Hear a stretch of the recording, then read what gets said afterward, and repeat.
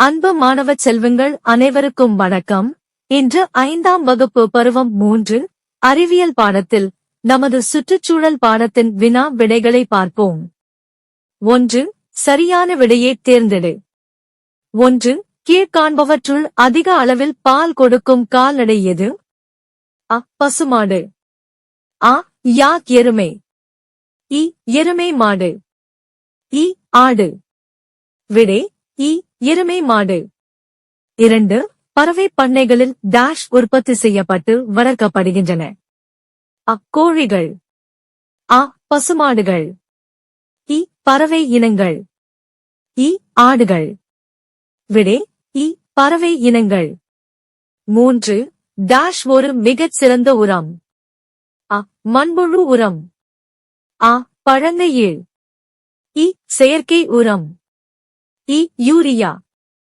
விடை அ. மண்புழு உரம். 4. டாஷ் வேளாண்மையை விட இலாபகரமானது. அ. பால் பண்ணை. அ. பண்ணை தொழில். இ. பறவை பண்ணை.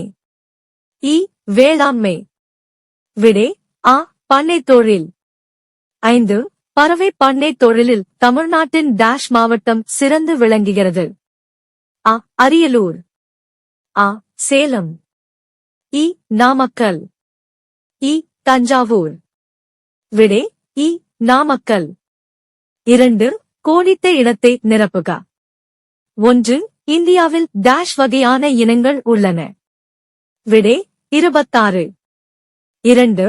டாஷ் பால் பசுமாட்டின் பாலை விட அதிக ஊட்டச்சத்து கொண்டது. விடை எருமை மாட்டின். 3. டாஷில் அதிக அளவில் நார்ச்சத்து உள்ளது. விடை சக்கை. 4. பறவை பண்ணைகளில் உள்ள பறவைகளின் எச்சம் டாஷ் ஆக பயன்படுகிறது. விடை உரம். 5. மண்புழு உரமாக்கல் என்பது டாஷ் சத்து நிறைந்த உரமாக மாற்றுவதாகும்.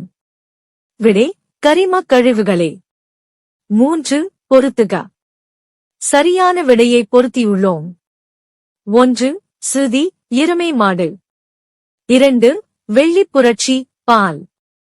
3. முட்டைக்கோழி முட்டை. 4. பசுமை உரம் பருப்பு வகை தாவரங்கள். 5.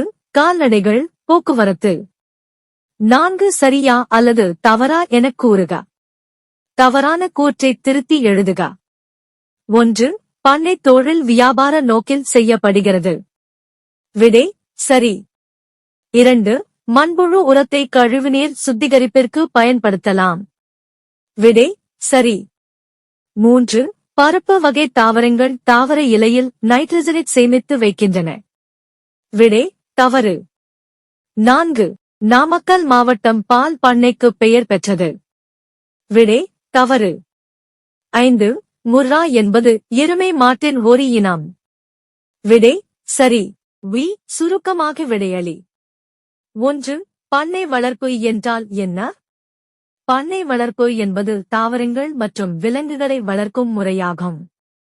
2. பண்ணை வளர்ப்பின் வகைகளை எழுதுக. விவசாயம் செய்வது பலவிதமான பயிர்களையும் விலங்குகளையும் வளர்ப்பது. 1. பால் பண்ணை. 2. பறவை பண்ணை. 3. தேனீ வளர்ப்பு ஆகியவை பண்ணை வளர்ப்பின் வகைகள் ஆகும். 3. பறவை பண்ணை குறித்து எழுதுக. பறவை பண்ணையில் பறவை இனங்கள் அவற்றின் முட்டை மற்றும் இறைச்சிக்காக வளர்க்கப்படுகின்றன.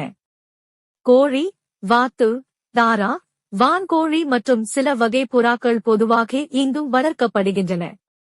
இவற்றுள் 90% கோழிகளே அதிகம் வளர்க்கப்படுகின்றன. இறைச்சிக்காக வளர்க்கப்படும் கோழிகள் இறைச்சிக் கோழிகள், பிராய்லர் எனவும், முட்டைக்காக வளர்க்கப்படும் கோழிகள் முட்டை கோழிகள், லேயர்ஸ் எனவும் அழைக்கப்படுகின்றன. 4. விலங்கு எரி என்றால் என்ன? விலங்கு பண்ணைகளில் இருந்து பெறப்படும் கழிவுகளே பொதுவான விலங்கு எரு ஆகும். இது பொதுவாக பன்றி, ஆடு, மாடுகள், செம்மறி ஆடு, குதிரை, கோழி, வான்கோழி, முயல் போன்ற விலங்குகளின் கழிவுகளாகிய சாணம் மற்றும் சிறுநீரைக் கொண்டுள்ளது. 5. மண்புழு உரம் என்றால் என்ன? மண்புழுக்கள் கரிம கழிவுகளை உண்டு அதன் எச்சங்களை சிறு உருண்டைகளாக வெளியேற்றுகின்றன. இது மண்புழு உரம் எனப்படும். 6. விரிவாக விடையளி. 1. விலங்குகளின் பயன்கள் யாவை? பசு நமக்கு பால் தருகிறது. பசுவின் பாலில் நமக்கு தேவையான தாது உப்புகள் உள்ளன. எருதுகள் நிலத்தை உழவும், அறுவடை செய்யவும், போர் அடிக்கவும் உதவி செய்கின்றன. கால்நடைகள் போக்குவரத்திற்கு பயன்படுத்தப்படுகின்றன. மாட்டுச் சாணம் ஒரு சிறந்த இயற்கை உரம்.